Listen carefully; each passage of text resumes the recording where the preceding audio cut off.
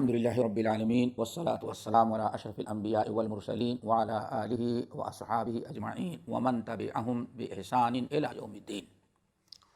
اما بعد، آج سے ایک نہایت اہم موضوع اور ایک بڑی قیمتی عنوان پر گفتگو ہم شروع کر رہے ہیں، جس کا تعلق ہمارے ایمان، ہمارے عقیدے، ہمارے عمل سے ہے، اور خصوصاً رمضان کا مہینہ جو شروع ہو رہا ہے اس کی مناسبت سے بھی بڑا اہم موضوع ہے. یہ موضوع ہے قرآن. قرآن کے بارے میں جیسے آپ حضرات نے سنا ہوگا، اللہ رب یضل بہ کثیرا ویہدی بہ کثیرا. قرآن بڑی عجیب و غریب کتاب ہے اللہ کی. کتنے لوگ اسی قرآن کے ذریعے ہدایت پاتے ہیں اور کتنے لوگ قرآن ہی کی وجہ سے گمراہ، ذلیل اور کافر، مشرک بن جاتے ہیں. اللہ رب العالمین نے قرآن کے اندر یہ آیت نازل کی فیصلہ سنایا، یضل بہ کثیرا ویہدی بہ کثیرا. قرآن پر کئی قسم کے کچھ اعتراضات ہوتے ہیں، اپنوں کی طرف سے، غیروں کی طرف سے، دشمنان اسلام کی طرف سے اور کچھ محبان اسلام کی طرف سے. کچھ اشکالات ہوتے ہیں، سمجھنے کی ضرورت ہوتی ہے. تو ہم کوشش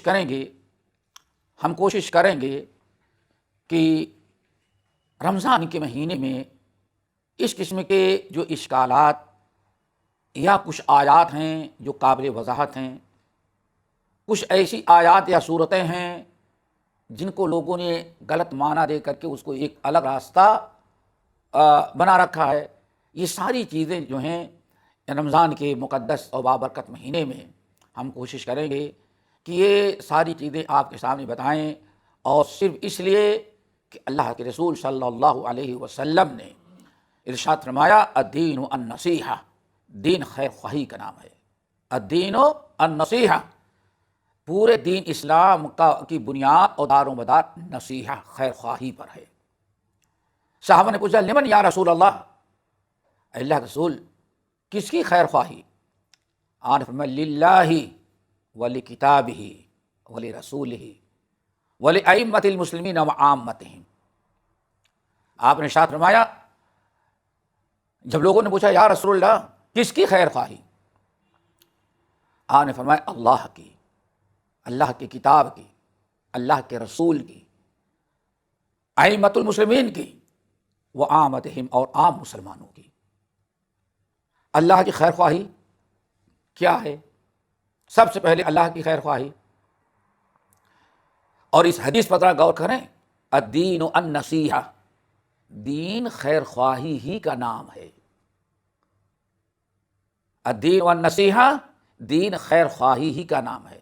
یعنی اگر خیر خواہی نہیں ہے تو دین ہے ہی نہیں، اسلام بیکار ہے. صحابہ نے کہا کس کی خیر خواہی یا رسول اللہ؟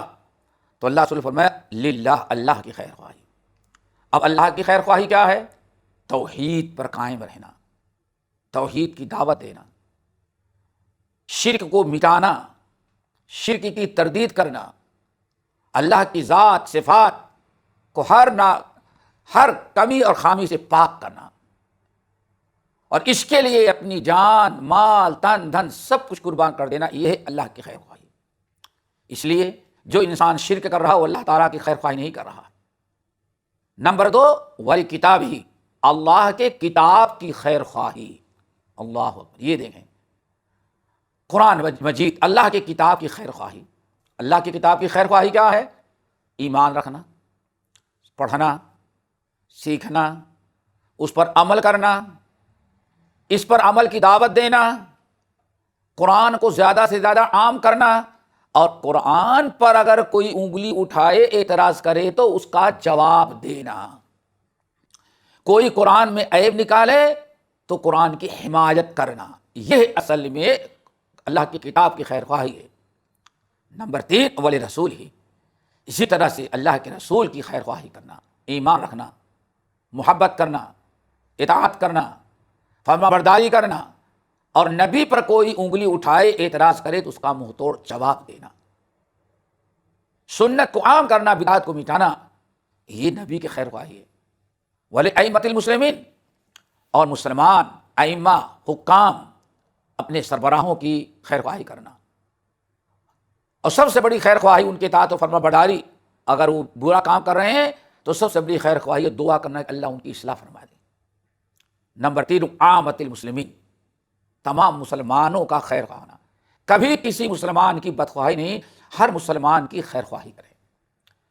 تو یہی ہمارا دین ہے، الدین النصیحہ، قرآن کی حمایت کرنا، قرآن کی عام کرنا، اگر اس پر کوئی اشکال ہے تو اشکال کو دور کرنا، کوئی اعتراض کرتا ہے تو اس کا دفاع کرنا۔ دوستو یہی دین اسلام، یہی دین ہے۔ اگر مسلمان کے دل میں اس کا جذبہ نہ ہو تو دین میں بڑا کمزور ہے، دین سے دور ہے۔ الدین والنصیحہ کا مستحق وہ نہیں ہے۔ رمضان کے مہینے میں جو شہر القرآن کہا جاتا ہے، شہر رمضان الذی انزل فیہ القرآن ھدی للناس وبینات من الھدی والفرقان، یہ رمضان ہی کا مہینہ ہے جس میں قرآن نازل کیا گیا۔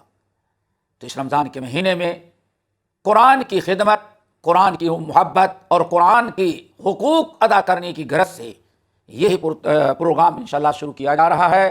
اللہ تعالی ہم سب کو صحیح کہنے، کتاب کی پر عمل کرنے، کتاب پر ایمان رکھنے، اپنے قرآن کی حفاظت کرنے، اس کی نشر و اشاعت کرنے والا بنائے اور غیروں تک پہنچانے والا بنائے۔